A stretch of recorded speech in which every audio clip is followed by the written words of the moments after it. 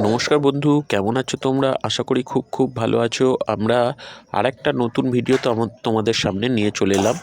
আজকে আমাদের রেসিপি অতি সাধারণভাবে তৈরি চিংড়ি মাছের ঝোল। বন্ধুরা, এর জন্য আমরা চিংড়ি মাছগুলো ভালো করে ছাড়িয়ে নিয়েছিলাম। এবার সেগুলো ধুয়ে নিয়ে আমরা কড়াই তেল দিয়ে তেল গরম হলে ভেজে তুলে নেব। একটু লাল লাল করেই ভাজবো বন্ধুরা। দেখো, তোমরাও ঠিক এইভাবে ভেজে নিও। আমরা ভাজা হয়ে গেছে, এবার তুলে নিচ্ছি। তুলে নেওয়ার পরে ওই তেলের মধ্যেই আমরা বন্ধুরা আমরা ঘরে যা উপকরণ আছে সেগুলো দিয়েই আজকে করে নেব এই চিংড়ি মাছের অসাধারণ ঝোল রেসিপি। এর জন্য বন্ধুরা আমরা লম্বা করে আলু কেটে নিয়েছিলাম। এবার তেল দিয়ে তেলের মধ্যে আলু দিয়ে স্বাদ মতো নুন দিয়ে দিলাম। বন্ধুরা দেখো, এবার আমরা হলুদ আর দিয়ে আবার আলুটাকে ভালোভাবে মেশাবো এবং সঙ্গে দিয়ে দিলাম জিরের গুঁড়ো।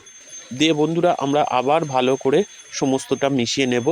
নেওয়ার পরে বন্ধুরা আমরা এখানে কাশ্মীরি লঙ্কা ছড়িয়ে দেব কালারের জন্য, আর দেব ধনের গুঁড়ো। বন্ধুরা দিয়ে আমরা সমস্ত উপকরণগুলো ফের ভালোভাবে মেশাতে থাকবো। বন্ধুরা দেখো, তোমাদের কাছে হাতের সামনে যদি কাশ্মীরি লঙ্কা না থেকে থাকে তাহলে তোমরা চিনিটা একটু গরম করে গলিয়ে নিয়ে এর মধ্যে দিয়ে দিও, সেম কাজ দেবে বন্ধুরা।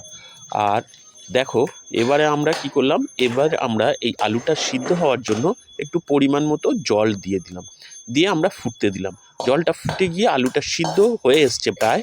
এবার আমরা চিংড়ি মাছগুলো দিয়ে দিচ্ছি। আগে থেকে ভেজে রাখা যে চিংড়ি মাছগুলো ছিল সেগুলো বন্ধুরা আমরা এর মধ্যে দিয়ে ফের ভালো করে ফুটিয়ে নিলাম, অন্তত মিনিট 4-5 মতন। দেখো বন্ধুরা, আমাদের রেসিপি প্রায় রেডি হয়ে গেছে।